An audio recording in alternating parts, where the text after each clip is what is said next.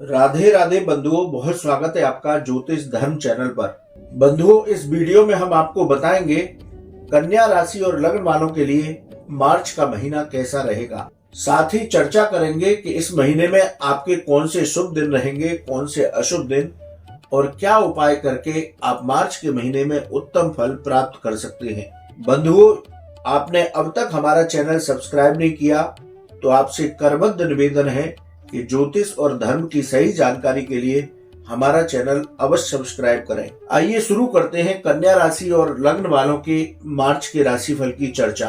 बंधुओं, यदि ग्रहों की स्थिति देखी जाए तो कन्या राशि और लग्न वालों के ग्रहों का गोचर कुछ इस तरह से होगा। आपकी स्वयं की राशि में केतु पूरे महीने संचरण करेंगे। शनि छठे भाव में स्वयं की राशि में रहेंगे। 17 मार्च को शनि कुंभ राशि में ही उदय होंगे। 7 मार्च को शुक्रदेव छठे भाव में आएंगे और मंगल आपके 15 मार्च को छठे भाव में प्रवेश करेंगे। इसी तरह से आपके सप्तम भाव में 7 मार्च को बुध पहुंचेंगे। सूर्य यहाँ पर 14 मार्च को पहुंचेंगे और राहु पूरे महीने मीन राशि में ही संचरण करेंगे सप्तम भाव में। देवगुरु बृहस्पति आपके अष्टम भाव में मित्र राशि मंगल देव की राशि मेष में संचरण करेंगे। तो कन्या राशि और लग्न वालों के लिए ग्रहों की स्थिति कुछ इस तरह से रहेगी। अब प्रत्येक भाव के अनुसार फलों की चर्चा करते हैं। बंधुओं, सबसे पहले चर्चा करते हैं प्रथम भाव की। देखिए, यहाँ पर केतु विराजमान है और राहु का सीधा दृष्टि संबंध आपके प्रथम स्थान से है। राहु और केतु मानसिक रूप से आदमी को भ्रमित करते हैं, इसलिए इस महीने आपके आत्मविश्वास में वृद्धि होगी, लेकिन अति आत्मविश्वास से आपको बचकर रहना होगा। कोई भी निर्णय लेते हैं, चाहे नौकरी में हो या व्यापार में हो या परिवार में हो, तो उस निर्णय में आपको जल्दबाजी नहीं करनी है। नौकरी व्यापार में सोच समझ करके परिवर्तन करें, निर्णय लें। सकारात्मक ऊर्जा बनी रहेगी, यानी कि आपका आत्मविश्वास और आपकी सकारात्मक ऊर्जा वो दोनों इस महीने अच्छी रहेंगी। राहु और केतु की वजह से कई बार भ्रम की स्थिति बनेगी, इसलिए कोई भी निर्णय बहुत सोच समझ करके ठहराव के साथ लें, समय लें, उसके बाद ही उस कदम को आगे बढ़ाएं। तो कन्या राशि और लग्न वालों को इस बात का विशेष ध्यान रखना है। बंधुओं, बात करते हैं आपके द्वितीय भाव की। द्वितीय भाव धन का भाव है, वाणी का भाव है, परिवार का भाव है। द्वितीय भाव के जो अधिपति हैं शुक्र, वो छठे भाव में गोचर करेंगे। शुक्रदेव की कृपा से इस महीने धन का आगमन अच्छा रहेगा। जो लोग शेयर बाजार में, स्टॉक मार्केट में निवेश करते हैं, उनको लाभ मिल सकता है। परिवार में पैसों को लेकर के तनाव की स्थिति से आपको बचना होगा। कोई ऐसा वायदा नौकरी या व्यापार में न करें जो पूरा ना कर सकें। यदि वायदा आप पूरा नहीं करेंगे तो आपकी इमेज को धक्का लगेगा। वाणी की सत्यता और मधुरता को बना करके रखें। तो कन्या राशि और लग्न वालों के लिए द्वितीय भाव के फल बहुत अच्छे आएंगे।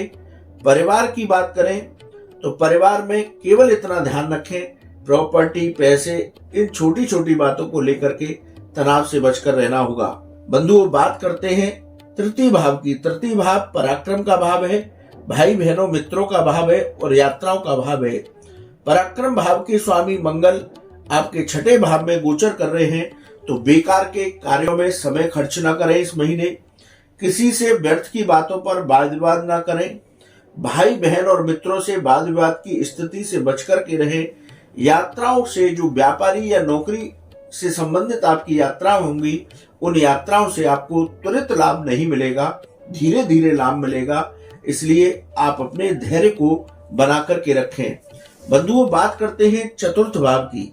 चतुर्थ भाव के अधिपति देवगुरु बृहस्पति आपके अष्टम भाव में गोचर कर रहे हैं। चतुर्थ भाव मकान, वाहन, माता का भाव है। तो इस महीने कन्या राशि और लग्न वालों को प्रॉपर्टी से जुड़े कामों में सफलताएं प्राप्त होंगी।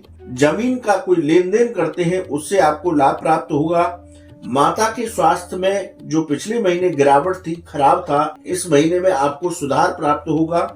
नए कार्यों में जो भी कार्य करेंगे उनमें सफलताएं प्राप्त होंगी। बंधुओं, बात करते हैं पंचम भाव की। पंचम भाव के अधिपति शनि देव छठे भाव में गोचर कर रहे हैं। पंचम भाव आकस्मिक धन लाभ का भाव है, विद्या का भाव है, प्रेम संबंधों का भाव है। तो यदि इस भाव की चर्चा करें तो संतान पक्ष से आपकी वाद विवाद की स्थिति बन सकती है, तो संतान पक्ष से वाद विवाद की स्थिति से बचें। शेयर मार्केट में जल्दबाजी में कोई निर्णय न लें।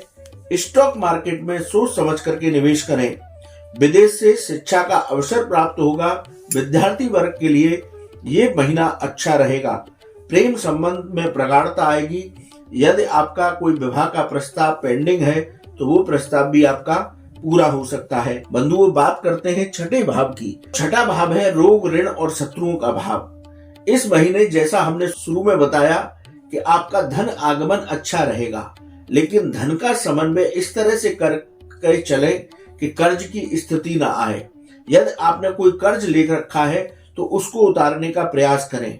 शत्रु पक्ष हावी नहीं रहेगा, इसलिए शत्रु पक्ष से डरने की जरूरत नहीं है। यदि रोगों की बात करें तो शुगर और बीपी के मरीज इस महीने अपना ध्यान रखें।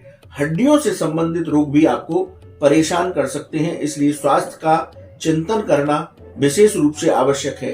बंधुओं, बात करते हैं सप्तम भाव की। सप्तम भाव आपके गृहस्थ जीवन का भाव है। व्यापार और व्यापारिक साझेदारियों का भाव है। बुध और राहु मिलकर के यहाँ पर जड़त्व योग बना रहे हैं। सूर्य और राहु ग्रहण योग बना रहे हैं। सूर्य और बुध मिलकर के बुधादित्य योग बना रहे हैं। देव गुरु बृहस्पति की राशि में सप्तम भाव में ये तीन ग्रह जो है विशेष योग बना रहे हैं। तो गृहस्थ पक्ष में वाद विवाद की स्थिति से बचें। जीवन साथी से छोटी छोटी बातों पर वाद विवाद हो सकता है।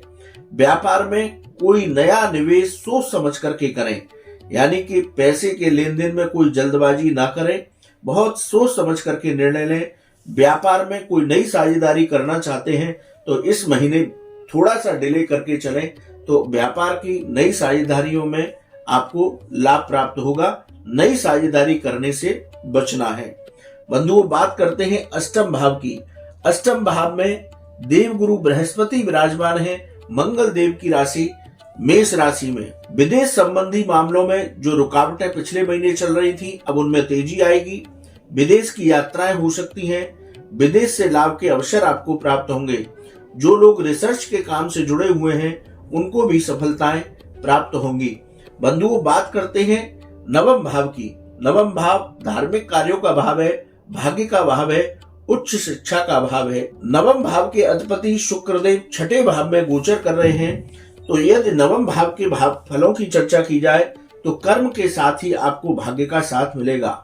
आप परिश्रम करेंगे तो आपके भाग्य भी साथ देगा। यदि हम कहें कि पूरी तरह आप भाग्य के सहारे बैठा रहे तो ऐसा ना करें। आप परिश्रम करें, चाहे नौकरी हो या व्यापार, तभी आपको भाग्य का सहयोग प्राप्त होगा। धार्मिक कार्यों में आपका मन लगेगा। कोई धार्मिक यात्रा भी आपकी हो सकती है। उच्च शिक्षा में धीरे धीरे आपको सफलता प्राप्त होगी, इसलिए विद्यार्थी वर्ग धैर्य बना करके पढ़ाई में जुटे रहे। बंधुओं, बात करते हैं दसम भाव की।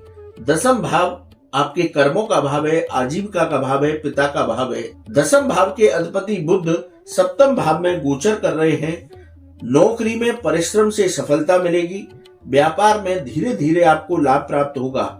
सकारात्मक ऊर्जा और धैर्य को बनाकर के रखेंगे तो आपके कार्य क्षेत्र में आपके कार्यों की सराहना होगी। कार्य क्षेत्र पर जल्दबाजी में कोई निर्णय न लें।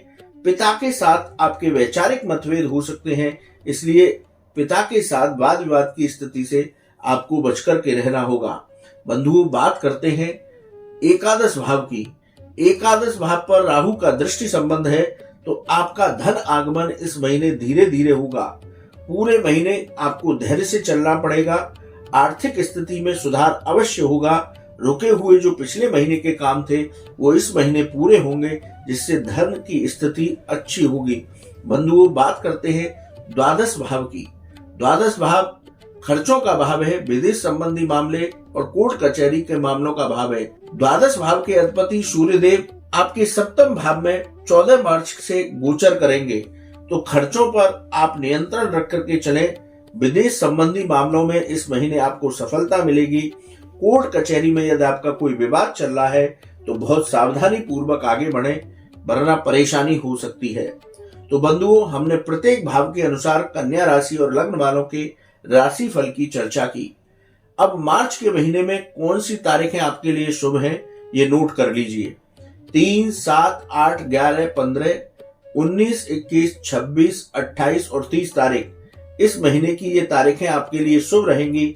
इनमें आप अपने कोई विशेष कार्य कर सकते हैं।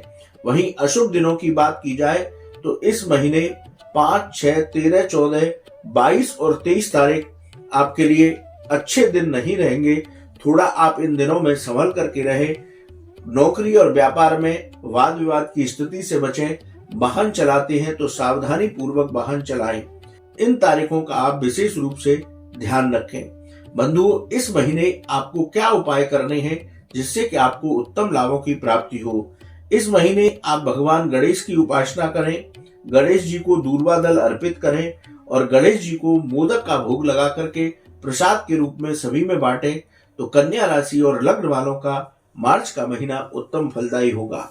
बंधुओं, आपको ये वीडियो कैसा लगा आप कमेंट बॉक्स में लिखें। यदि आपका कोई सवाल है तो आप हमारे व्हाट्सएप नंबर पर लिखें, हम उसका जवाब अवश्य देंगे।